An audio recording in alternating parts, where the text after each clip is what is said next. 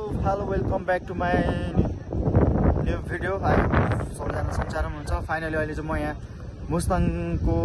मुस्ताङ जिल्लाको जुमसुम भन्ने ठाउँमा डुम्बा तालमा छु होइन। यहाँनिर चाहिँ एकदम खतरा हावा चलिरहेछ। 12 बजे टाइम, अहिले लगभग 12:30 जति भयो होइन।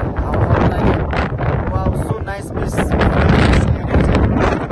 ताल चाहिँ एकदम राम्रो ताल हो होइन। अब यहाँनिर चाहिँ सबैजनाहरू ताल चाहिँ एकदम राम्रो टाइपको ताल छ होइन।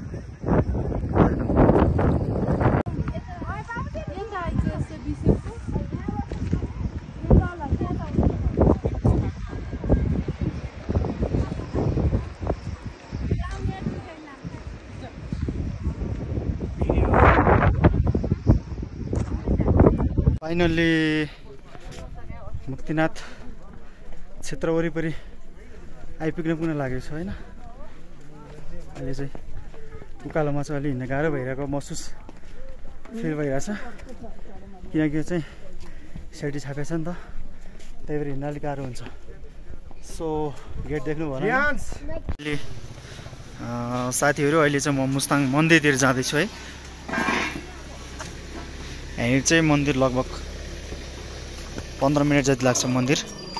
ल यहाँनिर चाहिँ हिँड्न नसक्ने मान्छेहरूलाई चाहिँ घोडाको व्यवस्था पनि छ है साथीहरू।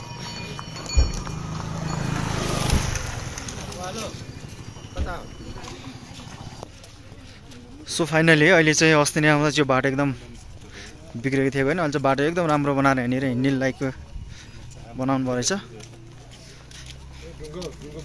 हजुर ढुङ्गा बिछाएर एकदम राम्रो स्पेसल बाटो भइरहेछ। पहिला चाहिँ हिँड्नलाई अलिक अनकम्फर्टेबल हुन्थ्यो, अहिले चाहिँ एकदम राम्रो सजिलो तरकारी हिँड्न मिल्ने बनाउनु पर्छ।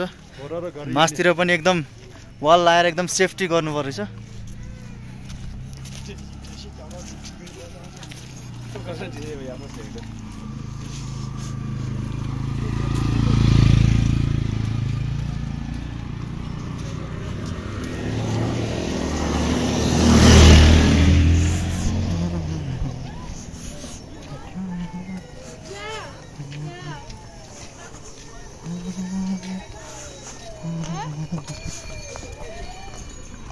बाटो चाहिँ एकदम राम्रो क्या, पहिलाको भन्दा नि एकदम राम्रो होइन।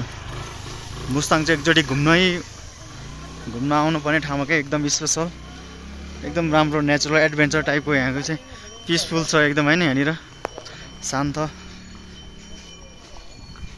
ल मुस्ताङको आलु यो शालिग्रामहरू छ यहाँनिर।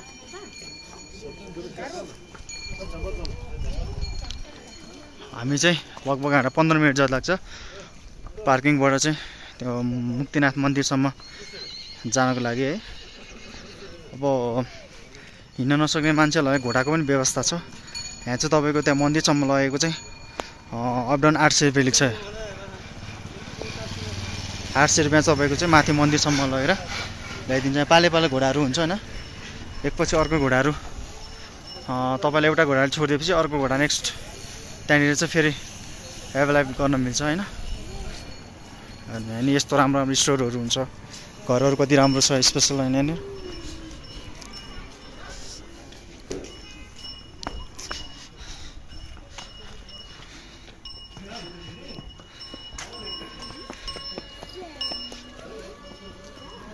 ल हेर्नु व्यवस्था राम्रो छ नि।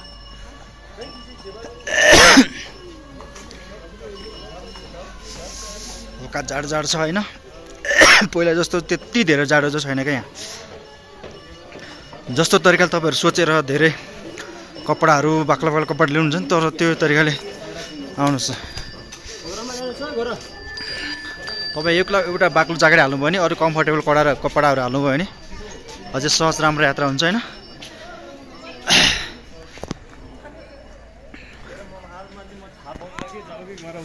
फाइनली म चाहिँ यहाँ बिच ठाउँमा आएको छैन। अब यहाँ 10 मिनट जति लाग्छ अझै। म चाहिँ लगभग 5-10 मिनट भइसक्यो होइन। बिस्तारै स्लो हिँडिरहेको छु, त्यही कारणले गर्दा चाहिँ मन्दिरसम्म पुग्नलाई अझै टाइम लाग्छ होइन। यहाँ चाहिँ हल्का जाडो हुन्छ। बिहान तपाईँको 7-8 बजीसम्म चाहिँ हावा चल्दैन, त्यसपछि चाहिँ एकदम राम्रो हावा चल्छ, एकदम ठुलो हावा चल्छ। त्यो बेलामा चाहिँ तपाईँलाई बाक्लो कपडाको आवश्यकता पर्छ होइन। जतिखेर पनि बाक्लो कपडाहरू ज्याकेटहरू चाहिँ तपाईँलाई आवश्यकता पर्दैन यहाँनिर होइन। तपाईँहरूले जुन सोच्नु भएको नि त्यो जाडो यहाँ छैन मुस्ताङमा होइन। यो ग्लोबल वार्मिङको कारणले गर्दा चाहिँ हरेक वर्षहरू गर्मी बढ्दै बढ्दै गइरहेको छ। त्यो हुँदा मुस्ताङमा पनि एकदम गर्मी छ भनौँ न। दिउँसो बिहान र बेलुका चाहिँ एकदम जाडो हुन्छ, हल्का, त्यति धेरै पनि होइन, हल्का जाडो हुन्छ।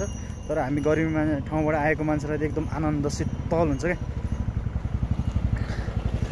अब त्यो माथिको जुन यो माथिको डाँडा चाहिँ तपाईँको चैतिर एकदम हिउँले ढाक्ने हो क्या होइन। अब समय परिस्थिति अनुसार चाहिँ हिउँहरू एकदम कम भइरहेको छ अहिले डाँडाहरूमा। यो मुनिसम्म हिउँ पर्थ्यो, यतातिर नि हिउँ पर्थ्यो। किनभने यहाँको मुस्ताङको टाइगर भन्दा पनि डेन्जर हुन्छ यिनीहरू। यिनीहरूलाई चलाउनु हुँदैन, यिनीहरू डेन्जर हुन्छ। टाइगरसँगै फाइट खेल्ने खालको हो यहाँको। तपाईँको बस्नु चाहिँ तपाईँको कागबेनी एकदम के अरे जोमसोम एकदम राम्रो ठाउँ हो, मार्फा एकदम राम्रो ठाउँ हो। तपाईँहरूलाई यहाँ माथि पाराङ रानी पौवा यहाँनिर चाहिँ तपाईँको यो मुक्तिनाथको अलिकति तलको छेउ होइन। त्यस कारण यहाँनिर चाहिँ अलिक चिसो हुन्छ, यहाँनिर बस्न अलिक गाह्रो असहज फिल हुन्छ यहाँनिर चाहिँ होइन। यहाँनिर चाहिँ हिमाल अलिक नजिक भएको कारणले गर्दा, हिउँहरू अलिकति नजिक भएको कारणले गर्दा त्यहाँनिर होइन हिउँ छ नि, त्यहाँनिर नजिक भएको कारणले यहाँ चाहिँ बस्न अलिकति गाह्रो हुन्छ क्या। तपाईँहरूलाई लेक लाग्ने सम्भावना अलिक बढी हुन्छ।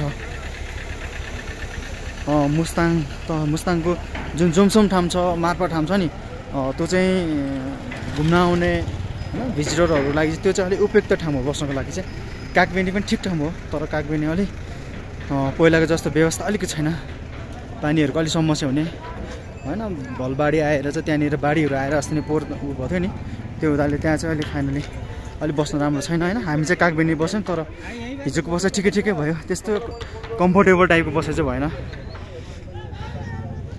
सो नाइस पुल, पिसफुल ठाउँ छ है। भक्तजनहरू आउँदै हुनुहुन्छ घुम्नको लागि, भिजिटरहरू। यहाँ कसैलाई लेक लागेर अलिक गाह्रो भइरहेछ। मेडिकलको पनि व्यवस्था छ यहाँ रानी पौवामा।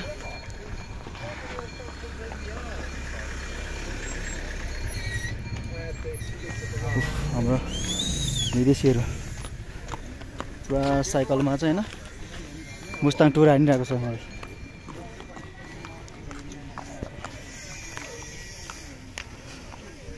हल्का हल्का चिसो फिल भइरहेछ क्या।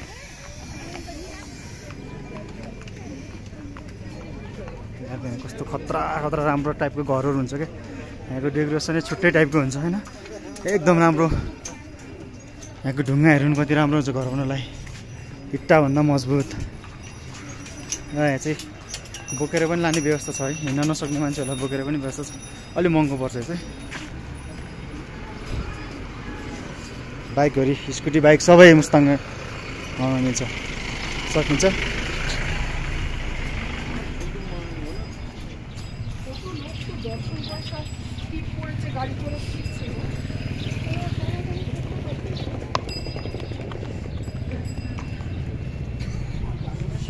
मुस्ताङमा पाइने स्याउ ल, मुस्ताङको स्याउ है आयो, बबाल छ।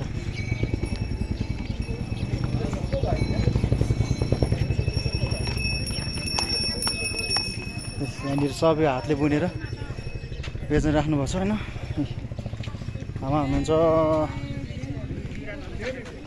याकको पुच्छर, याकको पुच्छर यो है। यो चाहिँ पूजा गर्नको लागि चाहिँ एकदम राम्रो हुन्छ। यो चाहिँ पूजा गर्ने ठाउँमा ल राख्ने हो, एकदम राम्रो। कति पर्छ आमा यसको? 2000 पर्छ, 2000 पर्छ अरे ल है।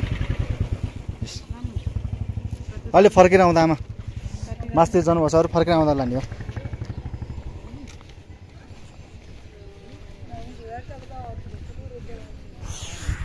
यो घर एकदम बबाल छ होइन।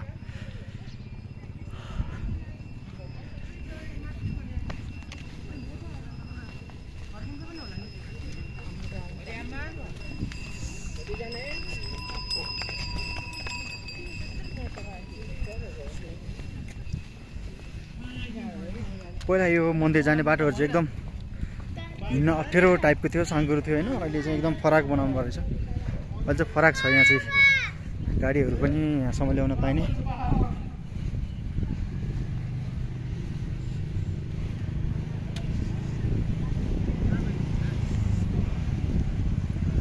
अब यहाँबाट चाहिँ मन्दिरको यो चाहिँ प्रवेशद्वार है।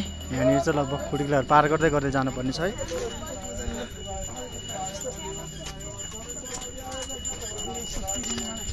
यहाँ चाहिँ लगभग तपाईँको यो खुड्किलाहरू पुरै पार गर्दै 5 मिनट जति लाग्छ समथिङ यहाँबाट चाहिँ होइन। खुड्किलाहरू पार त गर्दै गर्दै हिँड्नुपर्छ। यो चाहिँ धेरै जान अलिकति गाह्रो हुन्छ हिँड्नलाई, किनभने खुड्किलो पनि छ उकालो पनि छ होइन।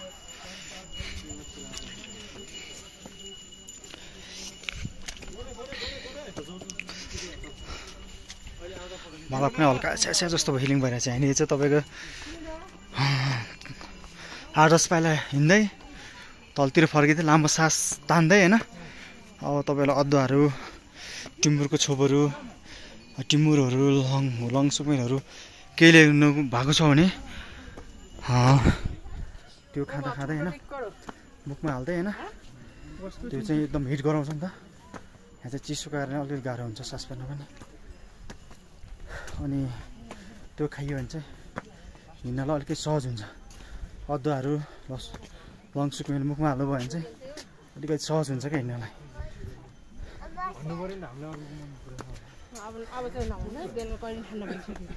सो एकदम पिसफुल ठाउँ छ, सुन्दर छ एकदम होइन। यस्तो ठाउँ पनि छ र नेपालको भन्ने चाहिँ एउटा मान्छेहरूलाई अचम्म लाग्न सक्छ क्या सबैजनालाई।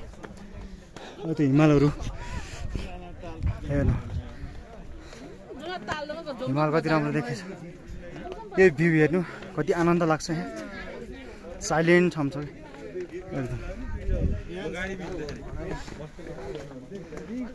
मन्दिर चाहिँ अलिकति माथि छ।